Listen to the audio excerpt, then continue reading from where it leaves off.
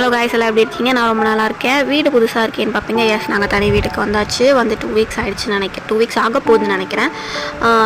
எனக்கு வந்து ஒரு காலத்தில் வந்து பார்த்திங்கன்னா ஒரு ட்ரீமாக இருந்தது தனி வீட்டில் இருக்கணும் அப்படின்ட்டு. பட் ஆனால் இப்போது பார்த்திங்கன்னா என்னால் இதை நம்ப முடியல. நம்ம தனி வீட்டில் இருக்கோமா அப்படின்ட்டு ஒரு ஆச்சரியம் இருக்குது.